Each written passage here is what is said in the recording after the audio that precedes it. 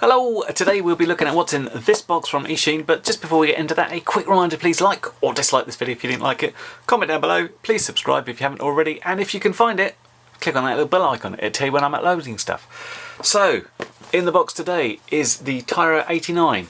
There's been a lot of Tyros. I've personally had the 69, 79, 99, 119 and 129. I think I was just missing the 109. Generally speaking, their size has been relative to their number. This one bucks the trend. The 79 was a 3-inch model. This one's a 2.5 inch. Now with all the Tyros, they are build it yourself kits. So if I take the top off and attempt to show you what's inside, it's a bit pointless because it's all components. So let's go down onto close-up land and we'll go through them in a bit more detail, see what we've got there, and then we'll think about how to put it together. Right, here we are down in close-up land, ready to open this guy. Now I had a quick look at the Banggood page for it, and once again I didn't find any instructions for this, and I hadn't really looked at the spec of it, but one thing I noticed is it seems to have plugs for the motors. One often thing I whine about is the motor wires on this thing, and I don't know if the motor wire is going to be any better, but at least you won't have to sort of drag them around to solder them. Anyway, so let's get in the box and see what we've got here. As expected, we've got a little frame piece. Single piece, looks pretty thick actually. It looks more like a sort of at least 3mm, maybe 4.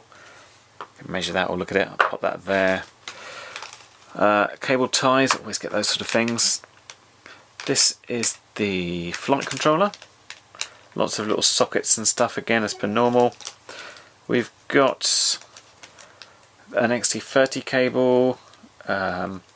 This looks like the multi one there, the ESC to flight controller. And we've got a little capacitor for the input there, along with a battery cable. So it's not like solder free, even if the motors just plug in. Some screws, some longer screws, what that's all about. This is the camera. This is a Calyx EOS 2. No particular fan of the EOS 2, but as far as basic cameras go, it do the job. It's nothing special, certainly. Lots more screws.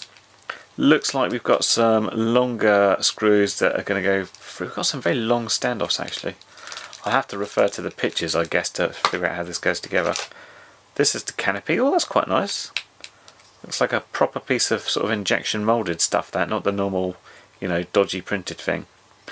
And it's going to be like camera comes out here, obviously secures through here, and I think the VTX comes out the back here from what I can see. Right there, we've got some motors, and they are indeed on a connector. Like so. Now, purists will be saying, oh, it's much better to solder them in, but of course if you're a beginner, then the less soldering you have to do, the better. Actually, this is, finally, they got some not too bad wire in this stuff. Well, let's see. Anyway, that's those ones. It looks like they're split between clockwise and anti-clockwise. Those are the other two. This is the VTX. From what I read, this is a 25mW only, but does support smart audio for changing channels. And while I'm there, I might as well get the other stuff out of the bag, because I've noticed in the camera it's very reflective and very difficult to see stuff. So there's the little EOS V2, and here's the flight controller. Looks like a 20x20, and has it got the little annoying... Yes, it has. Just down here you see it's got those 3 solder pads where we have to jumper across 2 of them to select S-bus. That's annoying. That's really fiddly little bit of soldering, especially if this is aimed at like the first time builder. We have got a little right angled adapter to put the USB in. Obviously it's not going to be very easy to get to, else they wouldn't give you that. Got some props. Looks like 2 pairs, and these are Racer Star 2540s. And then you've got the ESC board. This is a bit different, and interestingly this has got, you'll see solder pads around this outside there, but obviously it's got some connectors here as well, which we're going to install to. And this is kind of nice that we've just got these 2 solder pads that we have to connect to. And that should be about it for soldering, apart from that one annoying thing I mentioned on the flight controller. So it should go together quite quickly, really. Last thing in the bag is a strap, and that's it. That's all our bits. So I think the place to start is to do the little bit to soldering that we're actually going to do. So I'm going to start off by soldering these two bits onto here, and then we'll do the annoying little jumpers so we can activate S-Bus. I think that's it for soldering. Well, I'll do those first and we'll come back and have a look. Okay, so we're back from our quick solder interlude. The battery cable's on and the little capacitor is on. Soldering is a right old mess still, as per normal. And with the flight controller we've just got the little bit there to do S-Bus. So looking at the pictures of the Banggood site, this seems to be the front, this is the back, and this board seems to go on with those at the bottom, kind of like that, except it can't go on like that because everything touches. So I think what you need is these kind of double height ones here. So let me try and fit that in, and once I got something workable I'll show you what I did.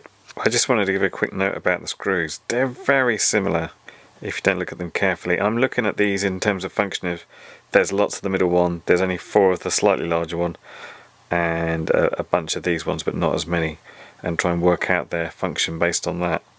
I'm still not completely sure, but I think this is what we've got. So we've got the longer of those 3 screws with the 4 small standoffs, and then this guy goes on like this, I think, and just screws in there. At first I thought this was like going to be a traditional one, and it might have been the fact that we've got these long screws going all the way through, coupled with these longer standoffs, these flexible ones, and then the flight controller was going to chuck on top. But what I noticed is when I tried to put the canopy on to try and sort of dry fit it, it just wasn't fitting. And the other weird thing I found, which is a bit of a new one, is if you look at the arrow for the flight controller, you'd normally expect it to sort of point that way, but this is pointing there. I think, not sure, but think we're looking at basically putting the flight controller in the underneath of the canopy section before we put the, well, probably after we put the camera in, and then that whole thing clumping down there and the long screws going up on these bits. It's not completely obvious from the pictures on Banggood, so we'll have to check it out as we go, but that's how I think it is, but let's find out. Okay, so we've got the ear board on and the motors in. But a quick word about these. Although these look really easy to get in, they were a bit tight. I had one of these cables actually come out when it pushed in, so I had to sort that out. It's worth putting the motors in place before you mount the board, just so you've got a little bit more wiggle room to do that. But yeah, these went in with those lots of screws I had, so that's good. Now we've got to figure out quite how we mount everything in here, and I think we'll start with the camera. That seems like the sensible place. Okay, so that's the camera in place. We use the medium of the 3 types of screws, same ones as for the motors. Goes in like that. I've got it in the front holes here. Kind of a pain to get lined up, but it's okay, I guess. We've got this little section here which is basically for the VTX. I think it's going to want to sit on like that effectively. It doesn't seem to have anything to hold it in place. I don't know if you're supposed to use perhaps a cable tie through these holes. Maybe I'll use some mounting tape. Not sure where the receiver's going to go yet, but what I want to do is connect everything up to the flight controller, because obviously we've got to get that mounted in there, and then I can figure out exactly how everything goes together. So I'll do that bit next. And it's fairly self-explanatory, but cable wise we've got receiver. This is the cable to the ESC board, camera here, VTX here. So then when we put it all together, which is going to be one of these ways up, I'm not sure which yet, probably that way, we know kind of what we're doing. Okay, and this is what we end up with. In order to orientate this, basically you're looking at the other side. Don't forget that arrow is pointing upwards. You can also kind of figure it out by noticing there's a little notch cut here, and that's where the USB would go, and it only can fit round one way if you line it up that way. So that's got that in. I've taken the receiver cable up here at the moment. I haven't sorted out a receiver for it yet, and obviously I've got the VTX ready to just put on somehow, and I can obviously now plug that into the ESC board and kind of have that ready to plug in and sort out. So let's do that bit next. Right, so the canopy was quite simple. 3 of those long screws coupled with a bunch of these little flexible risers gets us on like that. I've got about 1 million of those risers spare. So that's essentially the build of it. Of course, we're not finished yet. We've got the receiver to put on. We've got this to shut down. Not sure where the receiver's going to go. See if we're going to stuff back in there, or it's got the possibility. There's a couple of gaps here, and of course we've got the battery strap to put on there. They didn't give us anything like a nice silicone pad to put on there to help with the battery, but we'll figure that out. But anyway, yeah, I'm just going to go through now and figure out exactly how I'm going to attach the receiver and where I'm going to put it. We'll tie things down a bit better, and after I do that I'll show it to you just before we get it on Betaflight and get it configured. Okay, we're all built up, and well, what did I do? Basically, I put some mounting tape just under the VTX and put a little cable tie over the top of it as well, just to make sure that stayed in. As far as the receiver then went, obviously we had the plug for it. The best place to take it, I think, is possibly underneath. I could just about squeeze it in there. I didn't this time because I didn't want to take it apart, and where I review quads, what I don't get is like loads of receivers, so often I have to take these out and then go and do stuff with it, and basically it was too much hassle to put under there, but perhaps a better place. But I've just put that in with, again, a little bit of mount tape just to keep that tidy. I was going to bring the antennas up through here, but I went with the arms, and of course you wouldn't necessarily need something like an XM Plus here, which has got loads of range, but I always like, you know, not going around with it telling me its telemetry's lost and stuff. The FPV antenna here, it was a bit floppy. I was a little bit worried about hitting the props. The props aren't too bad in terms of how big they are. If you look at that, you had some clearance if that was just down there, but I felt it could go to side easier. So again, using the little cable ties they gave me, I made one that goes up here, and I basically heat shrink that in place. Now there was a problem when I put this together originally. If you can see, if it's going to focus, just in there you can see we've got our USB port, and you see here we've got the screw that was, well, it was a riser bar mounting up there. This was much bigger originally, and this was completely covering the USB port, so I had to take it off and snip that away. And even then it's a little bit of a struggle to get that in there, but it will fit basically. They have to be careful about the cables and stuff as well. To me it kind of feels like a very refined version of the Tyro89, although these are not the original props, these are much smoother though. So it's kind of like that, but bigger motors, nicer canopy, sort of better put together, and if we compare the sort of these 2.5-inch props with the little Avan props I've got on here, we should get a bit more out of it. But yeah, it was kind of interesting to put together, in some ways easier, but in other ways slightly fiddlier because of how it had to be all constructed and stuff. But let's get on Betaflight, get it sorted out, and then we can eventually go fly this thing. Okay, let's go through Betaflight quickly, and new Mac, new OS, and wow, I get really weird device names for it, but never mind. Let's see what's going on. So yeah, we've got the quad connected, and the accelerometer is just a bit out actually. That's flat on the ground, so let's calibrate while we're there. Okay, that's better. Next on to ports. Wow, we haven't got many, have we? We just got the Serial RX, which is hopefully set for S-Bus, and on UART2 we've got Smart Audio, all good there. Config wise, this is a D-Shot 600. I'll be adding motor stop. It's an 8K 2K loop. What are we running? 355. I often find in these smaller ones we're running an earlier version of Betaflight. I don't particularly care. I just want to see how it works from the get-go really, but obviously you could upgrade this if you wanted to. We've got, we'll be changing that max arming end with 25. We'll wrap that up to 180. Fill in the craft name. And what else we got? We've got soft serial there, which we don't need. We've got telemetry there, which we don't need. Actually, I should say I'll get rid of these when I come back and do it. I was just showing you what's in here. We'd like to set up a D-Shot beeper. I'll have to make sure that's done. Power and battery wise, I'd probably up the max cell voltage to 4.5 in case we're using a high voltage 3S. Pit tuning looks fairly standard, nothing going on much there. That's a good rates preview for me. Yeah, weirdness with the RC rate being up and the super rate being down. I would normally fly with like 1.8 and maybe 0.2. Receiver wise, well, this is accounting for the dodgy stuff. It's on TAER, I'm on AETR. I have bound this already.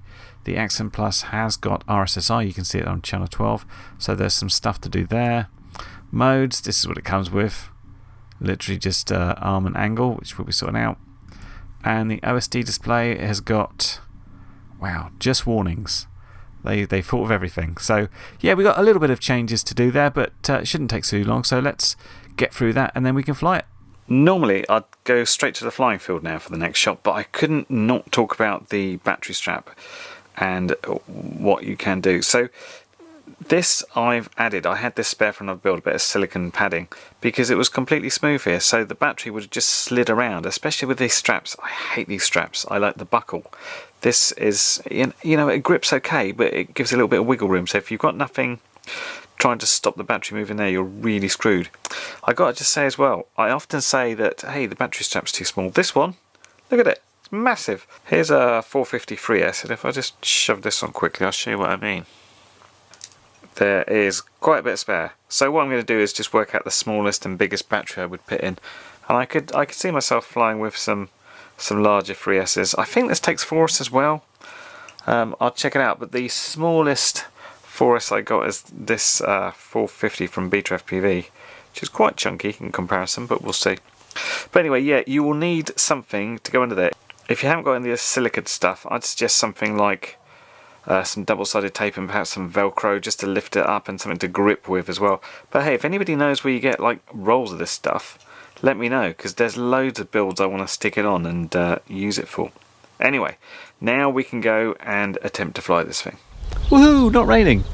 Out here to try the little Tyro89, see how it goes. Should take a 4S. I've got some little 4S 450s, got some larger 3S 650s. See how it does with them. So here we go for the maiden, and just a couple of notes to make here. First of which is I did a little hover test just to make sure I was happy with stuff before I went back, put my goggles on and took off. I mention that because when I looked at the voltage when I first took off, it's like, oh, it was 12.1, but that's fine because I was just hovering it for a little bit. Aside from that, I took off and it felt pretty smooth straight away. I'm using a 650 milliamp hour free cell here, and I think that is a bit heavy for this quad. You'll see that our throttle percentage is around the 50% just to keep it sort of going. I mean, don't get me wrong, it cruises fine.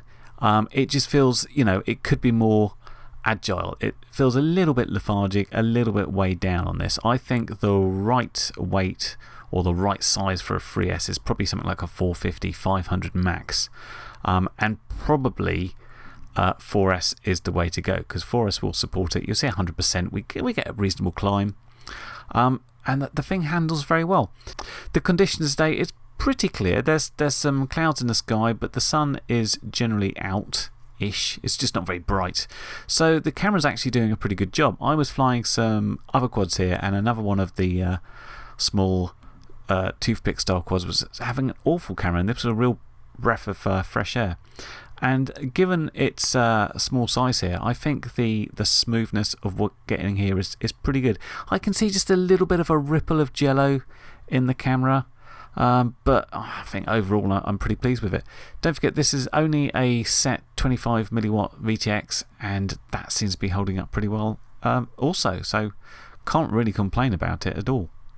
So this battery of this side would actually go for quite a while, but I came in with the battery still showing sort of 10.6, just over 3 minutes. But yeah, we could have gone longer on that one for sure. So next up, I flipped over to one of my 450 4S lipos, which I felt seemed like about the right size. But I was instantly like thinking, oh no, what's happened to my battery? I plugged it in and it looked low, and I was thinking it hasn't held the charge here. And then as I'm charging about, the voltage is reporting being under 14 volts, which was a real shame because this was just feeling spot on at this sort of. The size and weight was about right, and the power we had was felt a lot more agile, a lot more alive. I really felt I could do a lot with it. So yeah, definitely thinking 4S was the way to go. But I didn't push this one because I thought, oh, I've got a battery problem here. Something's wrong with it. So I came on back and I hooked up the next 4S and went out on that one. And that 4S is showing the same thing as well. We're only at 16.1, and as soon as we get going, we get a largest sag, and we're straight down to sort of into the 14 point somethings. Now it could be that these little 4S lipos have seen better days, but they haven't been flying that much, so it kind of confused me, and it kind of wound me up a bit because I was like, oh, this is really good. This 4S really brings this little quad alive, and I'm literally in the sort of you have to land already after like 30 seconds, which is absolutely no fun at all. So in order to get a little bit more of a flight, I came off the throttle a bit. I took it a little bit easier. And I just wanted to mess about, seeing when we did do a little bit of a punch or we wanted power from it, we got it. And it was not a problem. You can see now the throttle level for keeping it going is sort of 20-30%, which is about right for this sort of quad. So definitely the weight right, and definitely the power. That said, if you're a beginner and you want to take it easy, 3S is probably the right thing to do. If you want to go a bit crazy, then go 4S because it's a lot of fun. And it wasn't until I got to my last battery, and this is another 3S 650, and this is also showing us 12.1 volts. I'm thinking, actually, I've probably just got a voltage scaling problem here, because each of the batteries has come up showing not full when they have been. And I've just assumed that the first battery was down to the fact I flew it a little bit.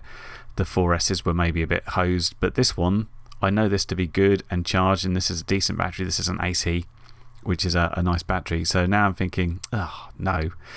What's happened here is I've gone off, I've believed the voltage it's given me. I hadn't double checked it, but actually this is showing the voltage as being down when it hasn't been. And because of the way the scaling works, when the battery is fully charged, it sort of presents it even further under than it would be normally. So yeah, this is my one flying day in 2 weeks, and we go out and then we discover a problem. But fortunately, it hasn't ruined my day. I'm still getting to fly it here, albeit I haven't done as much as I wanted on the 4S, but I'm getting to get some good 3S sessions in. And even with these batteries that are a bit heavy, it flies really nicely. And I think with the right battery voltage, you get like a good 5 minutes out of this size at least. And this is standard tune as well. All I did is up the rates, my normal 0.8 and the Super 8s, and everything else is going really nicely, and we can get some relatively good speed out of it. The XM Plus is obviously holding up very nicely. We can pretty much go as far as we want, and we're barely dipping into the 80s here. In these smaller quads, you do tend to see the RSSI drop quicker because you can't separate out your electrical components that well. You have to take some compromises with the way you route your antennas and stuff. But still, on a quad this small, I don't think I'd want to go all that far anyway. But this is certainly holding up nicely. I would always recommend a decent receiver, even in tiny quads if you can, because it's just you get to go as far as you really want to without having to worry about, is it going to fall out of the sky this time? It just holds up really nicely. Anyway, a nice couple of flights. Everything seemed pretty good, so brought it back and decided to come back and take a look at that voltage thing. Okay, so let's have a quick check of this by checking out firstly what we can see in the battery. Put this battery back to storage, so it should be around 11.5. Got 11.4, 11.41, 11.42. So if we turn this guy on, plug this in,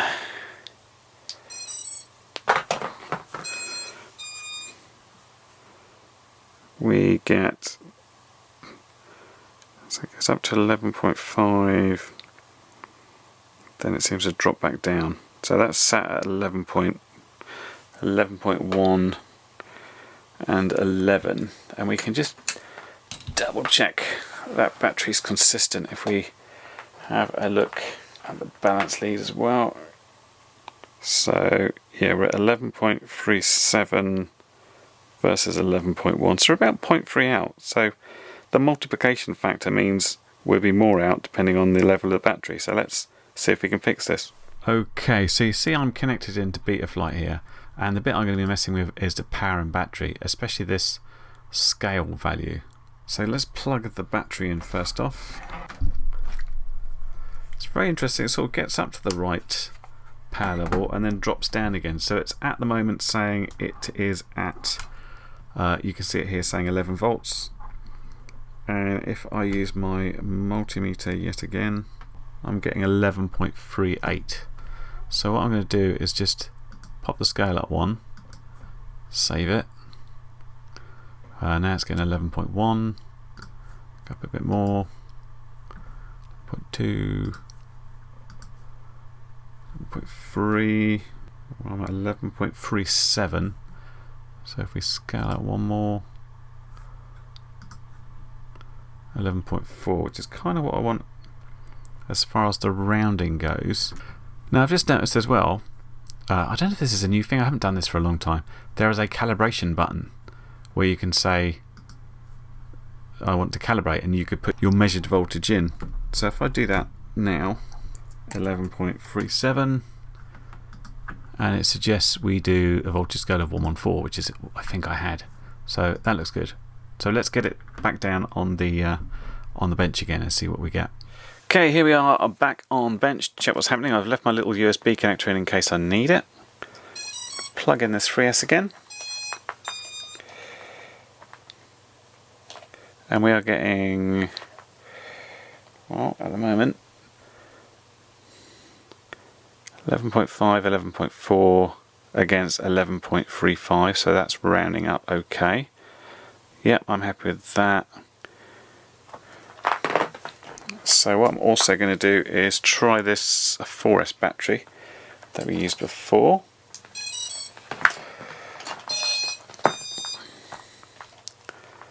And this is giving a 15, 16. So we are getting 15.30 there. 15.4, so it's reading kind of just a little touch over. Is it too much over? Should we try dropping it down one? So just drop that voltage scaler to 113 from 114 to see if that sort of cures our rounding problem. So this is now giving us a voltage of 15.5, 15.4, 15.3. Oops, compared to an actual voltage of 15.27. So it's either it rounds down or it rounds up. So going on conservative viewpoint, I think that I'd prefer it to round down. So at the moment it's 15.27, which is more like 15.3, 15.2 in the OSD. Versus when it gets to about 15.23 on 114, it would be at 15.3. So we'll take the conservative approach, but I'm reasonably happy with that. Now, because that value is a scaling factor, what I'll do is I'll take a measurement when I've got a full battery and see if there's any difference, just to decide where I'm going to put that scaling level. But generally speaking, I prefer to have the voltage more accurate as it's coming low than when it's coming high, because if it's reading under or over when it's high, I don't care. But when I'm coming down and I want to know what if I need to land now, that's the most crucial thing. But I'll check it out before I fly next time. But there it was. I think it did pretty well. As with all the Tyros, it's got shortcomings. It's got this good and bad bit. I mean, this is both easy and fiddly to build. It's nice that you didn't have to do any soldering, and they've sort of the wire problems. These connectors aren't particularly great. As I said, it was pretty tricky to get them in sometimes, but it went together pretty quickly. Don't know why they're so against any sort of instructions, because knowing that you have to stuff everything inside and trying to work out what screws go where, I thought the idea of these is they're aimed to a beginner who didn't want to have to buy all the components and think about it, and they'd be able to put it together themselves. It's not as beginner friendly as it could be because there's no instructions, because you've got that little tiny jumper to solder over. It's a bit nasty from that point of view, but it did go together pretty quickly because there wasn't as much soldering to do. There was a couple of funny things about what fits where, like my receiver going in here, for example, and then, you know, bits they didn't include, like they didn't include a silicone matting here, which I had to supply. Their battery strap was way too big. You had to kind of do something to stop the VTX antenna from getting hit.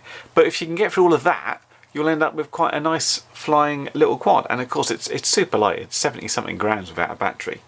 And I found it quite nice in the fact that if you were going to put a 3S on it, you get quite a nice experience, but nothing crazy. And if you go 4S, once you've sorted the voltage thing out, it really does come alive. It's a nice good acro flying quad, and you can do a lot of cool freestyle stuff with it. So yeah, I liked it a lot, and price wise it's pretty keenly priced at the moment. I won't say what it is because it might change tomorrow, but yeah, right now pretty good deal I think for the sort of stuff you get and putting it together.